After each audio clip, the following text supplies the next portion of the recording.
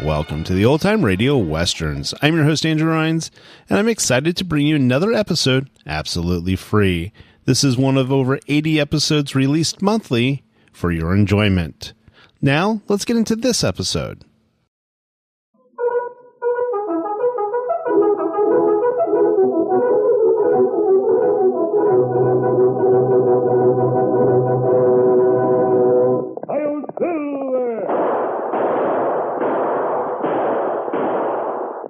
Horse with the speed of light, a cloud of dust, and a hearty Hi-Yo Silver, the Lone Ranger.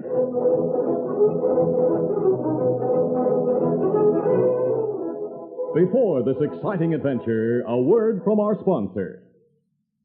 General Mills, makers of Cheerios, the ready-to-eat oat cereal that gives you go power, and Wheaties, the breakfast of champions, present by special recording, The Lone Ranger. All over the country, in every direction, how you doing is the question. And here's what the happy people have to say. Eating our Wheaties and doing okay. You bet we're eating our Wheaties out west, including the champs. Take Eddie Matthews, born in Texarkana, Texas, and a great slugger for the Milwaukee Braves. He got a Texas start and a Wheaties start. Been eating them for years.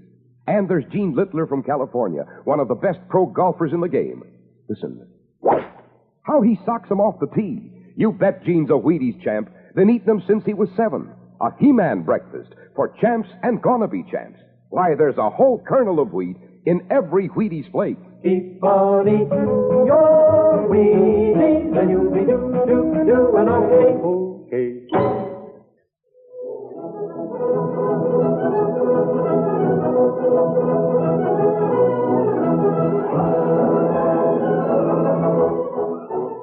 With his faithful Indian companion Tonto, the daring and resourceful masked rider of the plains led the fight for law and order in the early western United States. Nowhere in the pages of history can one find a greater champion of justice. Return with us now to those thrilling days of yesteryear. From out of the past come the thundering hoofbeats of the great horse Silver.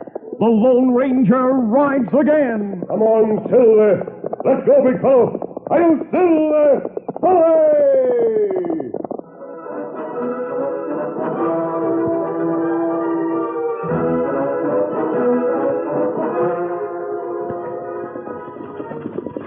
Get us there. Come on. Lieutenant Parsons sat straight in the saddle as he rode alongside an army supply wagon. It was a big wagon, heavily loaded with rifles, ammunition, and uniforms for the quartermaster at Fort Meade. 2 guards sat on the high seat with the driver, who guided the powerful team of 6 horses through Sunset Canyon. Get along here. Come on. As the wagon rounded a bend, the soldiers saw a small party of about a dozen Indians. Redskins ahead. They've opened fire. Here they come. Let them have it. Stop the team. Fire at will. The lieutenant had just drawn his carbine from the scabbard when a bullet caught him in the shoulder. He fell from his horse, but managed to crawl to the protection of a nearby rock. The Indians in the open were easy targets for Lieutenant Parsons. When he shot the leader of the Indians, the 4 survivors turned to flee. To their dismay, escape was cut off. Come on, Silver. Get them up, scout. The masked man and Indian who had heard the gunfire were coming fast and firing from the saddle. The Indians turned again. They rushed toward the rock that concealed Lieutenant Parsons. He was ready with his carbine freshly loaded. That's 1. That's 2. He was weak from pain and loss of blood, but he gritted his teeth and steadied his rifle.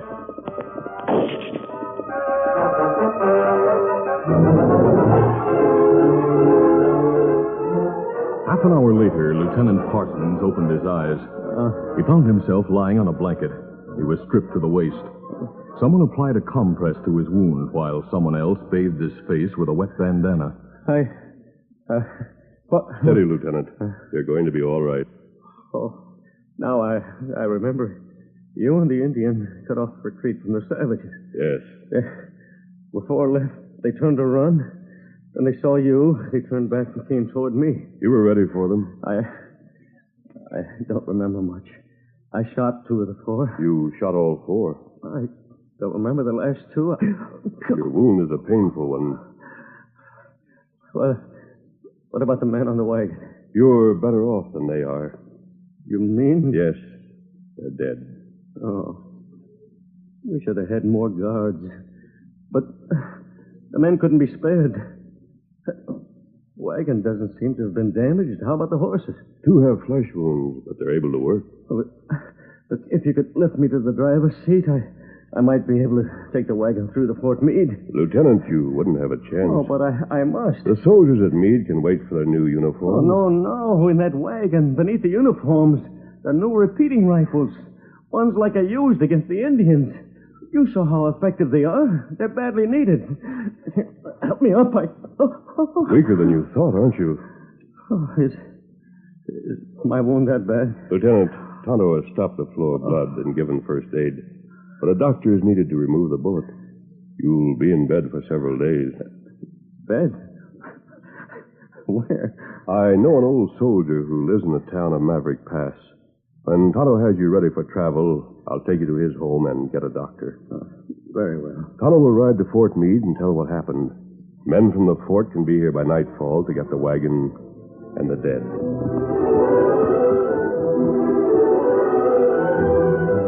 The trip to Maverick Pass was exhausting for a man already weakened. Lieutenant Parsons lost consciousness before the trip was ended. He was still unconscious when the doctor came, while the Lone Ranger and his friend Dave Hanley waited for the doctor to come from the bedroom. The masked man told the old soldier about the fight in the canyon. When he finished, Dave said, It was a 6-in-hand, you say? Yes, Dave. That's the kind of team I used to drive. It was a supply wagon, you say? That's right, Dave. Just like I used to drive. What's it total? Uniforms, new rifles, and ammunition. New rifles, eh? Repeaters? Yes. Those rifles are humdingers. They'll make renegade redskins sit up and take notice. I sure wish my son's outfit had rifles like that. They'd make short work of the Flagler gang. The Flagler gang?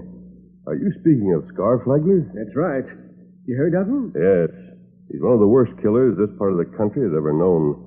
Land, that notion that wagon load of rifles is idle in the canyon, where any wandering polecat can help himself. I told you, Dave, Tonto's gone to bring men from Fort Meade. Meanwhile, Flagler's gang might find the new shooting irons.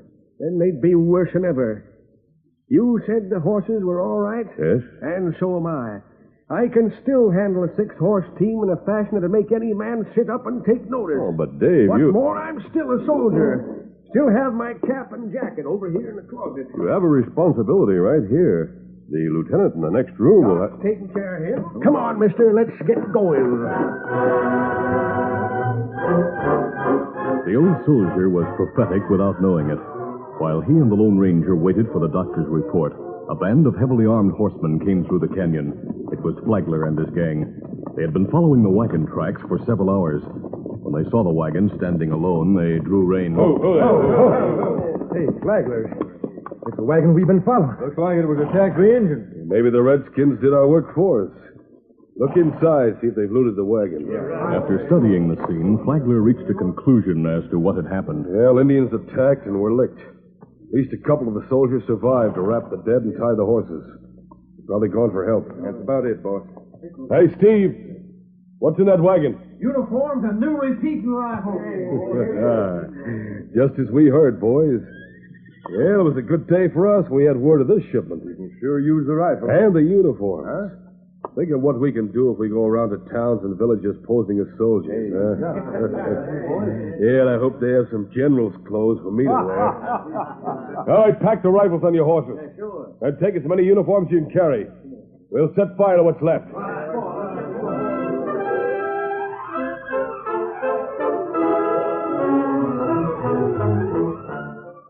We'll continue our Lone Ranger adventure in just a moment. When Bill's at bat, the kids all shout, "You can't strike that slugger out." He gets a hit because he knows he's got go power from Cheerios. Yes, he's got go power. There he goes. He's feeling his Cheerios, Cheerios, Cheerios. Sure, Cheerios, the cereal that's fun to eat because it's shaped like little letter O's. the only ready-to-eat oat cereal with this fresh toasted oat flavor. And listen, every delicious spoonful of Cheerios and milk is real muscle-building food. Each spoonful contains vitamins, minerals, and proteins your body needs. Yes, the good things in a Cheerios breakfast do good things for your body. Help you have healthy nerves, good red blood, strong bones and muscles. Yes, Cheerios is made to give you real go power. So every morning, get going and keep going with Cheerios. Then you'll hear people say, he's feeling his Cheerios. Now to continue. The Lone Ranger and Silver waited in the saddle shed while Dave Manley saddled his horse. The old soldier's hands trembled with eagerness. Steady now. Steady, you old fighter. I'll have you saddled in no time. Aye, thunder, it takes 10 years off my age to be wearing my army uniform and getting ready to ride to duty. Will it take long to reach that place where the wagon was left? We'll be there in about an hour, Dave. You'll probably meet Tonto and the men from Fort Meade.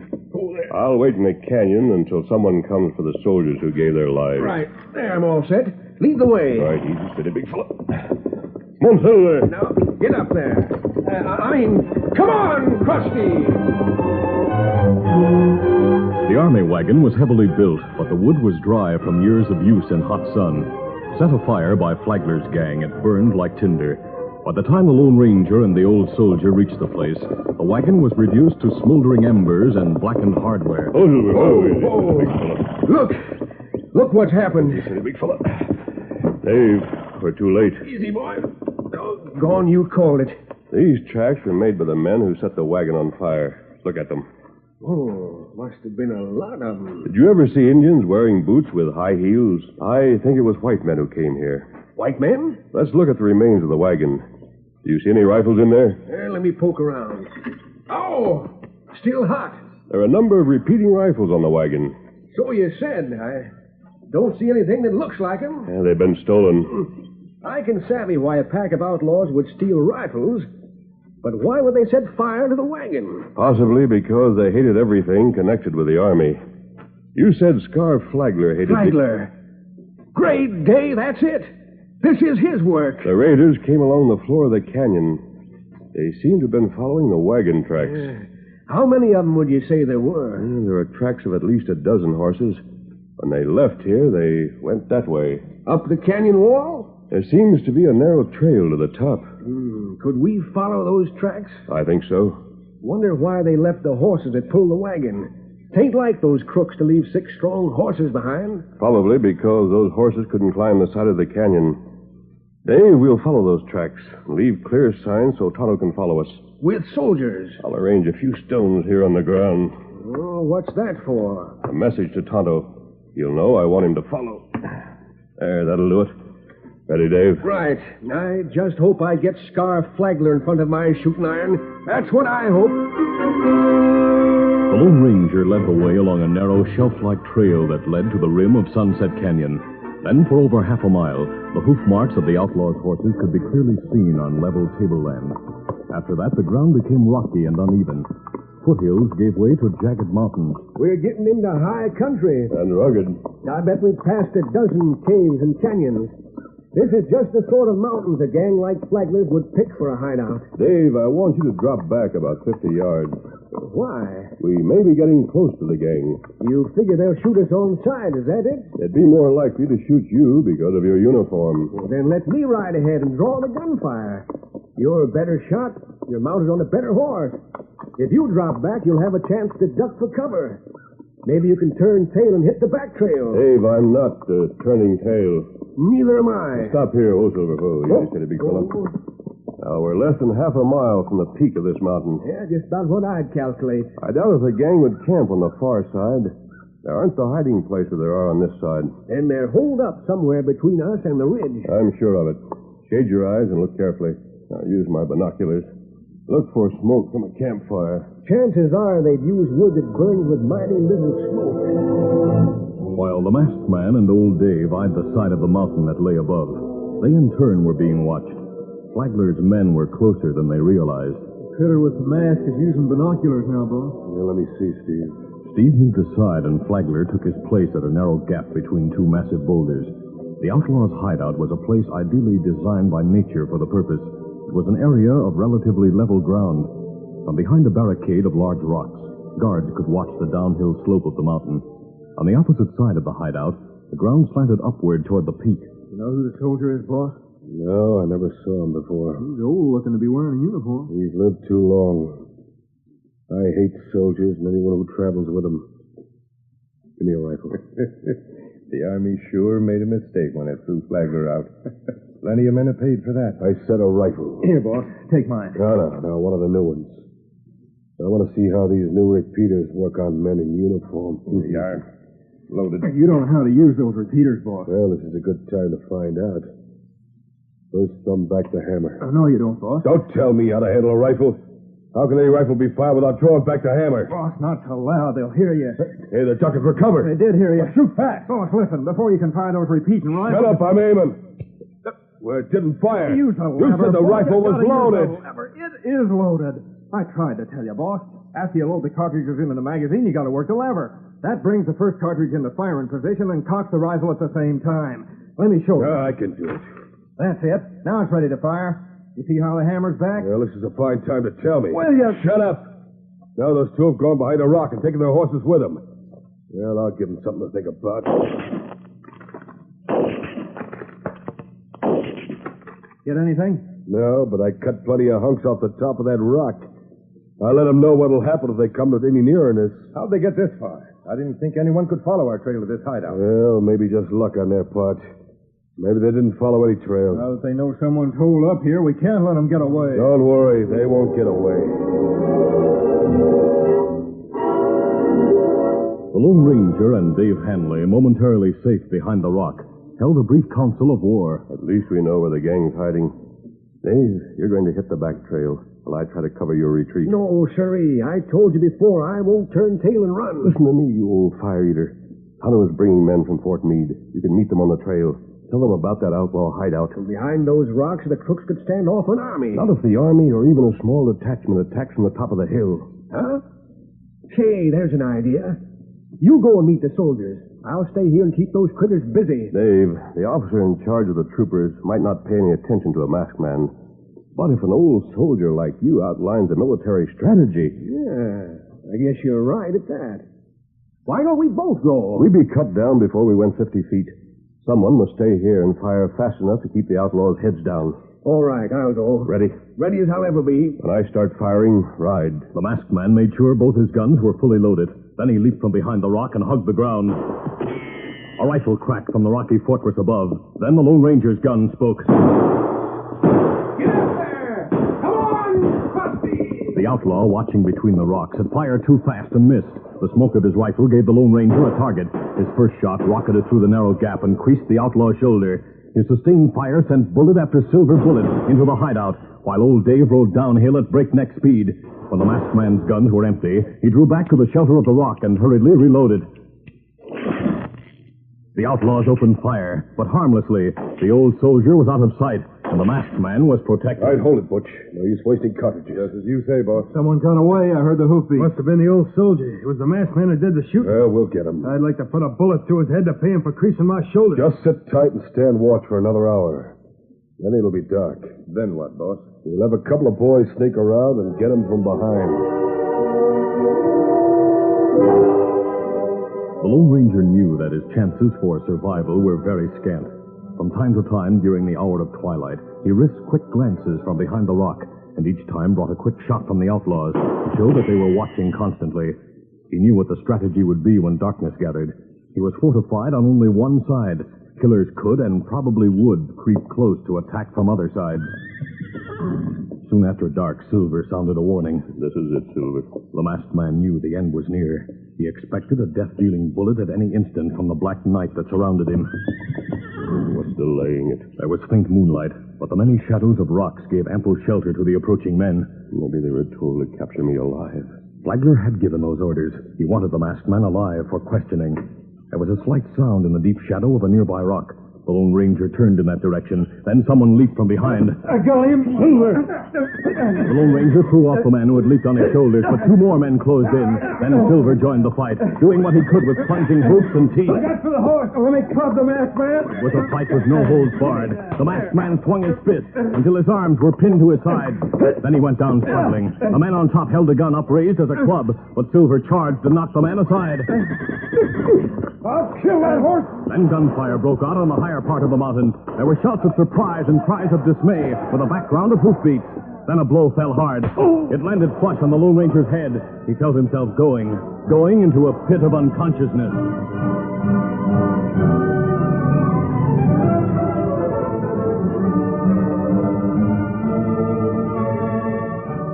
The Lone Ranger opened his eyes in lantern light. He saw Tonto at his side. Then an old man in a soldier's uniform. Dave Manley spoke. Why, he's awake. Gosh, mister, how you feeling? I'm all right, I think. You all right, Kimasabi? If Tonto says so, it must be so. Great day, we've got a lot to tell you. Flagler. It was his gang, right enough. My son led the attack on him. Why, here's my boy. Oh, hello, Bob. It's great to see you again. Don't try to stand for a time. Oh, I'm all right. Where's Silver? Right over there with the rest of the horses. We're in Flagler's hideout. We corralled the whole gang, got them red-handed, with no end of stolen loot, and the army uniforms and rifles. Good for you, Dave. We snuck close from the top of the mountain. Me and my son and Tonto went down to where you were fighting, while the rest of the detachment took care of things here. Oh, it's been a great day for the army. Tonto, we're through here. Now, hold on. You sure you're able to ride? Yes, Dave. Adios. Adios. Hey, you soldiers, listen sharp. I want you to hear something you'll never forget when this masked man rides away. I want you to hear the war cry of a champion.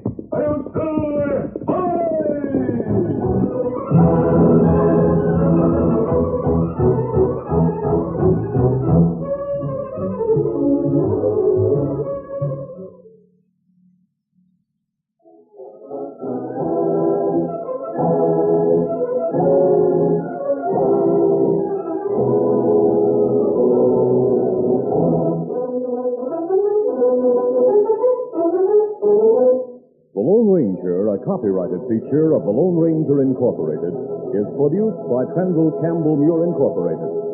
The part of the Lone Ranger is played by Beemer. Your announcer, Fred Boy.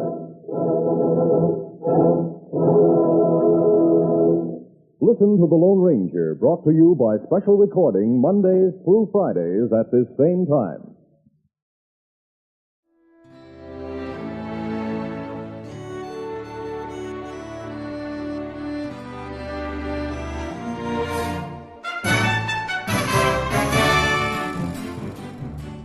This has been a presentation of OTRWesterns.com, and we hope you enjoyed.